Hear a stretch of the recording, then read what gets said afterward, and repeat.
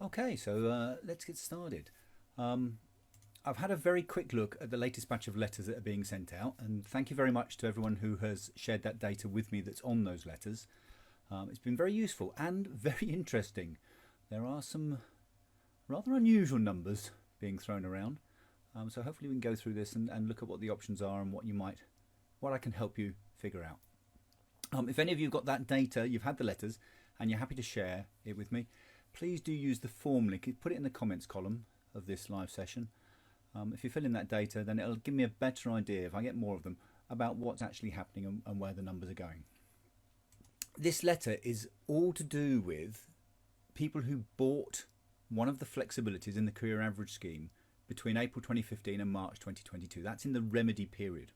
It's the period in which we now know was an illegal transition from moving from the final salary to the career average. But a lot of people looked at it and go, oh, we're going on to an extra 7 years. I need to put more into my pension to get more out of it. And they had these three options. They were additional pension, faster accrual, or the early buyout. Now, you could have started those when you entered the scheme. April 2015, it could have been later. If you're older, you had that transition age that could have been at any time up to 2022.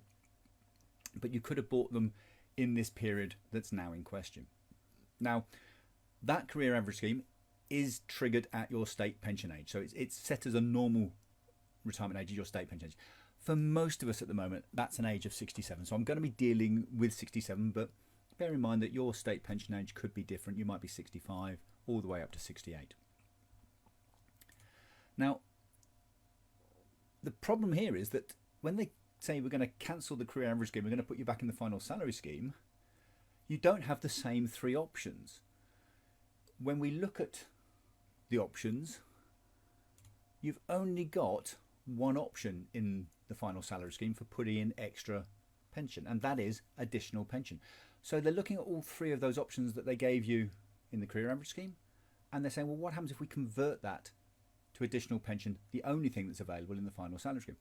Bearing in mind that the final salary scheme has a pension age of 60 or 65, depending on which scheme you were in. So we're going to have to do a little bit of making sure we're comparing like for like when they give us these conversion figures. And I'll go into some examples of that in the next slide. Or they're going to let you take a refund. They're going to be able to give you back your money. And one of the big hiccups here is, have they dealt with income tax? Are you going to get the money back? You're going to be this nice big figure, and then all of a sudden the government comes along and nicks 20% of it, or not? And that came out today. It seems that we're getting a little bit more clarity on that from some of the information that's coming through. So let's have a look at the kind of letter that we're getting. This is the kind of detail that is in the letters that are being sent out. It does differ slightly for the three flexibility options. This one is for faster accrual. And I've picked it because it is simpler to use than the buyout one, because it gives you a value for what you get if you keep it in the career average scheme.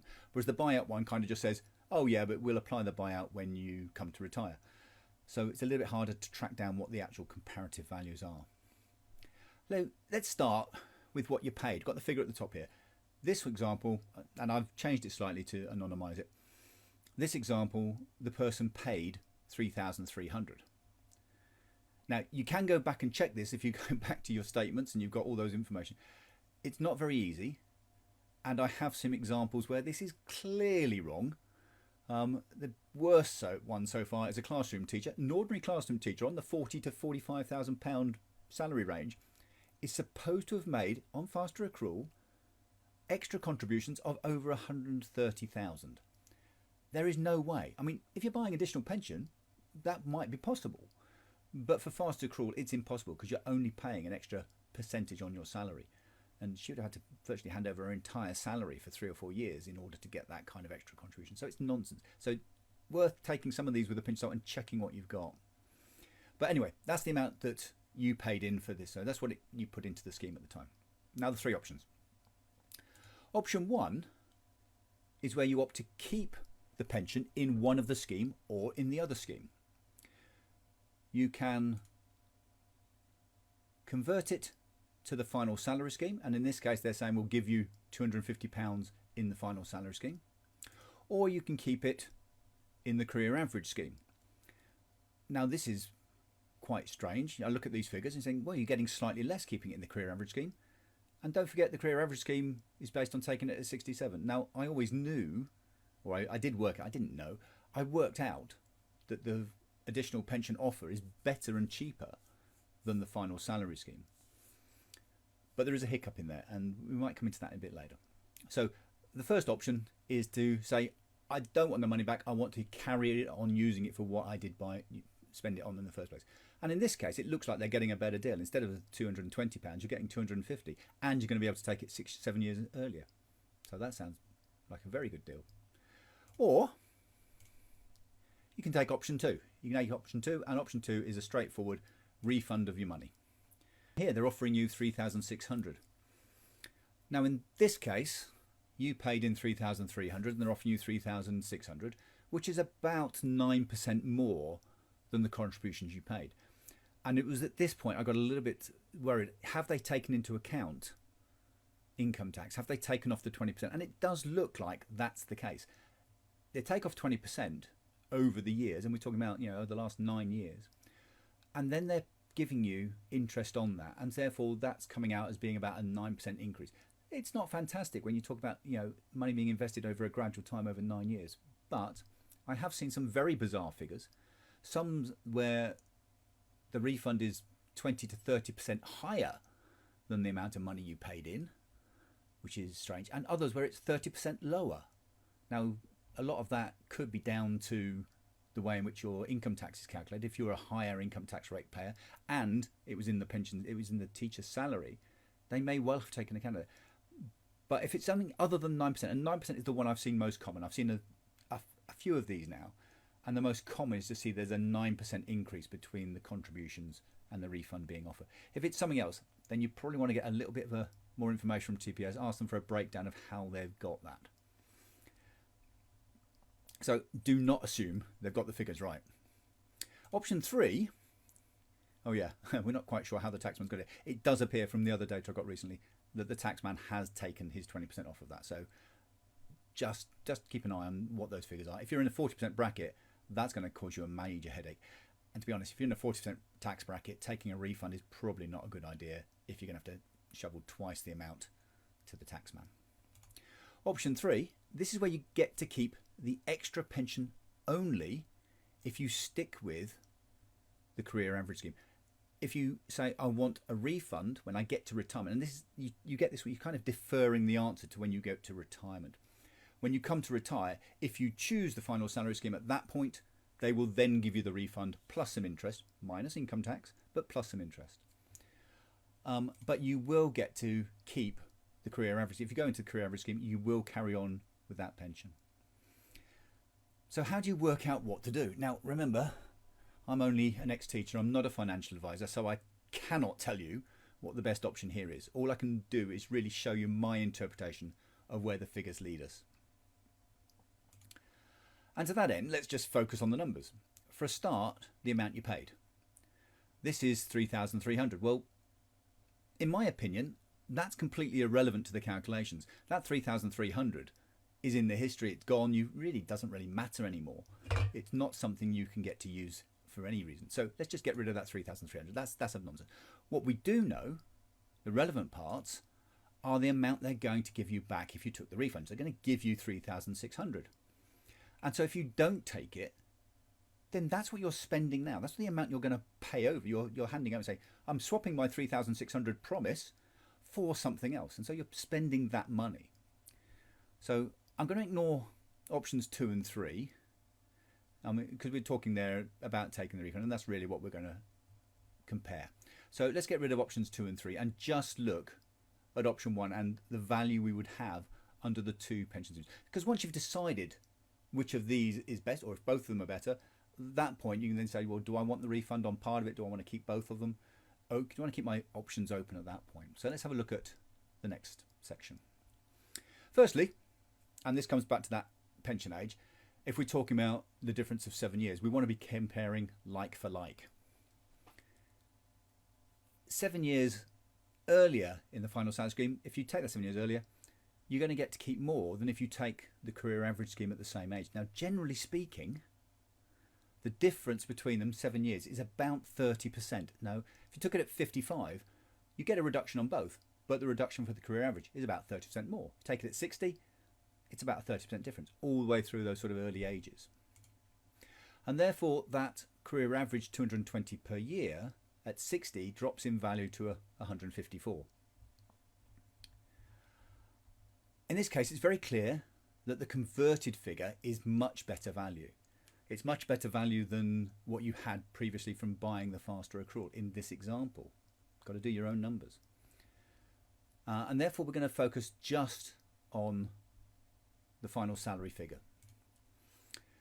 Your 3,600 therefore is buying you an annual pension of £250. This is what the letter tells us. And therefore the number of years that takes, if I divide 3,600 by 250, is 14.4 years. So that means you'll get your money back in value terms, because it's index linked, in value terms by the age of 78, which is well before you reach an average life expectancy. But, and there's always a but, there is something else that is not clear from the letter, although, thank you, Abby, for your comments this morning. It does seem clear that they are doing, they're going to talk about this, is where that £250 is valued. Now, I haven't taken account of income tax. If we take income tax into account, then that £250 drops, 20% off of it, drops to £200 in your pocket. And of course that 3,600, we're pretty much clear now from the comments I made that that is including the income tax deductions, if they've got it right. Yeah, big if. And so therefore we're not dividing 3,600 by 250, but by 200. And that takes us to 18 years. Now taken at 60, that takes you to 78. Well, it's still below and still before your average life expectancy, but the gap is a little bit closer, and therefore it's not quite the same value as if it was net. But it is what it is.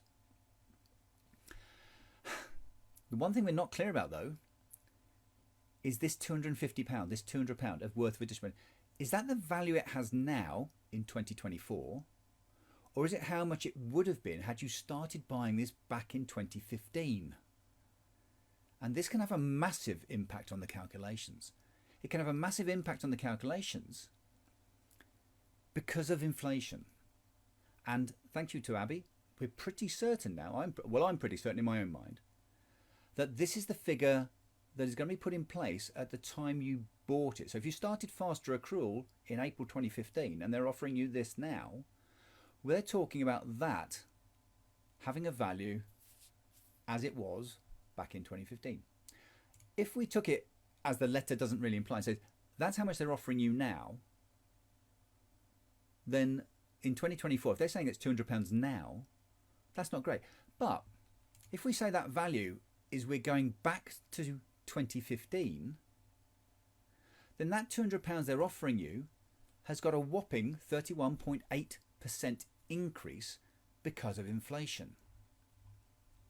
And that makes it worth £330 before tax, £264 after tax. And doing the division now comes out as just under 14 years. And so we're back to 74. You get your money back in value terms by about 74. Well, with average life expectancy being in the mid-80s, 83, 84, that's actually quite a lot more you're going to get back because it's paid for life. That's going to be quite a lot more getting back what you get. And I'm fairly certain that this latter one is the one that's going to be the case now that I've seen a few more information coming in this morning.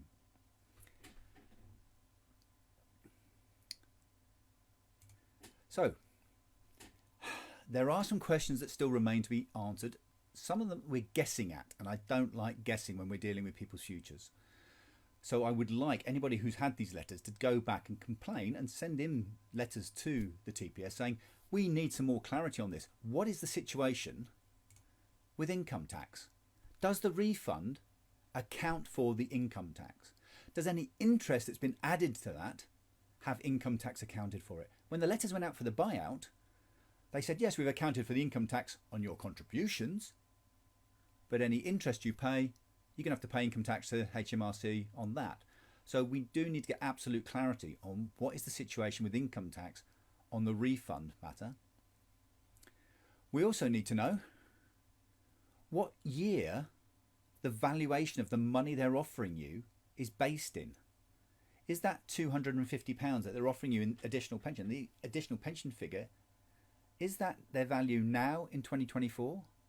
Or what year is it based in? If it's based in 2015, we can add on 32%. If it's based on 2022, we're probably going to only be able to add on 16%. So it's key that we know not only the amount of money of additional pension they're giving us, but what's the baseline? What's the date it started being credited? Because it credited back in 2015, you're getting nearly twice as much interest or inflation than you would if it was 2022. And finally, if you've got figures that don't seem to add up, ask them to explain them.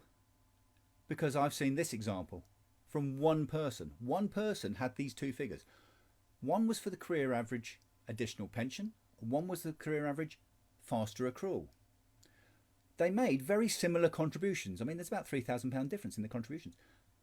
But they made contributions to one of those, additional pension, of 28,000. They made another contribution of over 31,000 in faster accrual. And yet the refunds are, well, one of the refunds is £5,500 more than their contributions, and the other refund is 8,200 less than their contribution. It makes no sense whatsoever. Income tax is income tax. Interest is interest. I mean, additional pension, yes, you're paying in lump sums. You might have bought them in one go in a lump sum.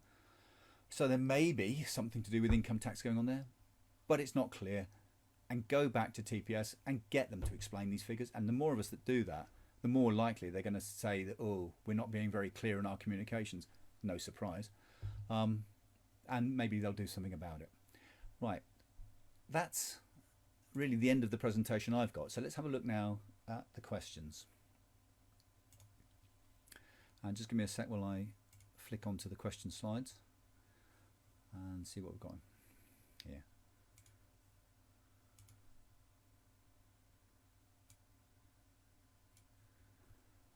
Ian, you ask, are the letters going out in waves? I've no idea.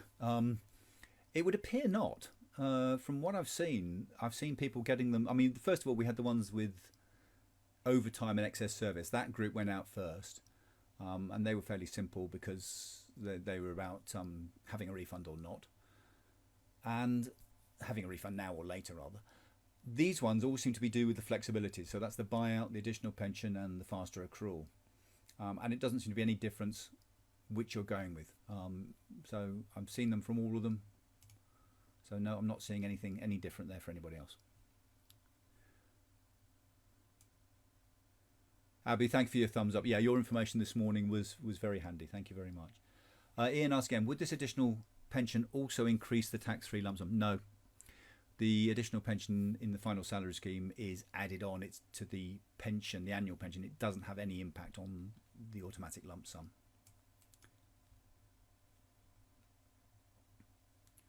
Oh, lost that. Okay, Lisa, let's see if I can grab your question.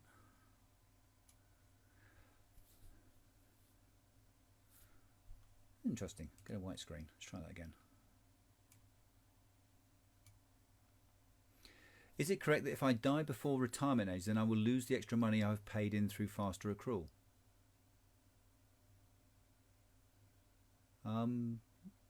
Okay, I mean, my facetious side came out then and said, yes, if you die, then you lose a lot more than money. But I think I get what you mean. Oh, sorry, I must stop doing that. I got told off doing that with the kids in school, so I must be told off now doing it.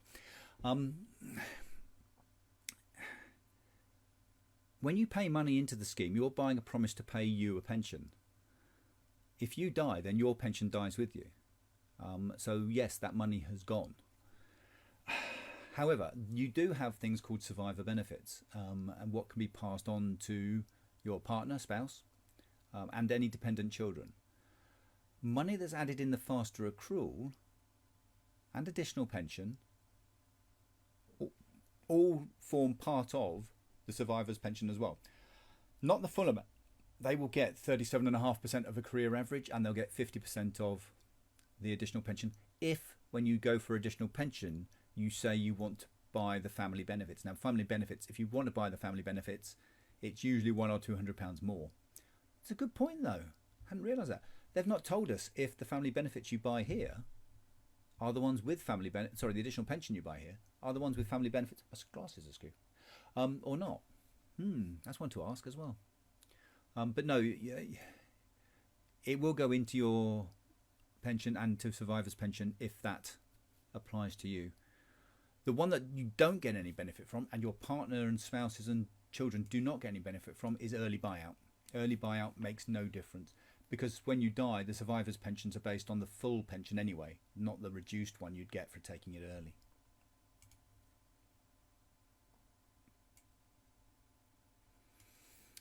Okay, Greg. I read HMRC will not look at tax years beyond the last 4 years. So would it make sense to elect from 2015? So, okay. That's a standard kind of HMRC point of view.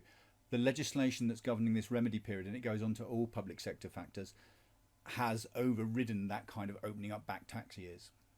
They're not going to do it.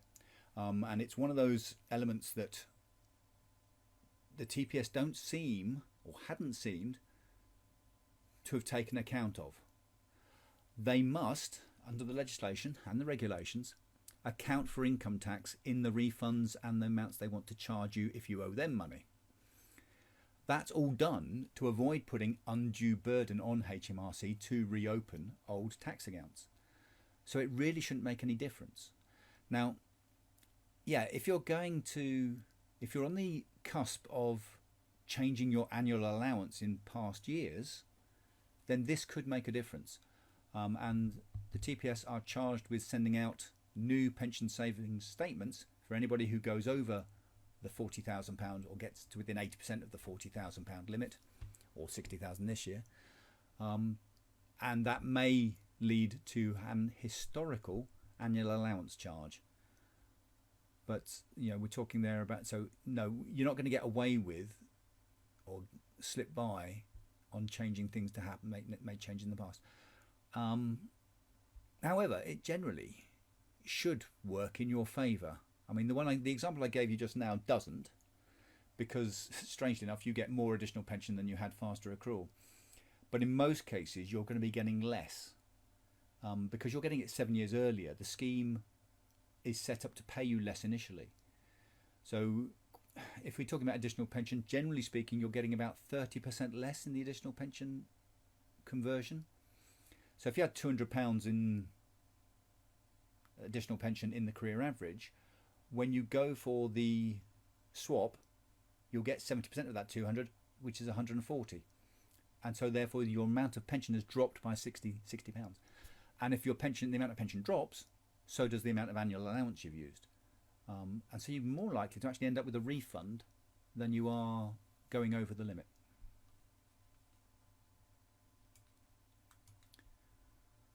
Okay, that looks like the end of the questions, as far as I can see.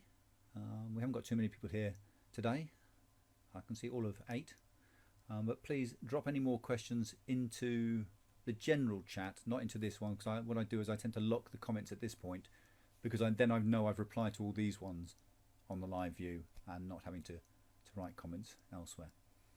But thank you very much for turning up, and hopefully that has helped a few of you understand a bit more about how I would look at working out whether it's worth taking the refund or taking the conversion.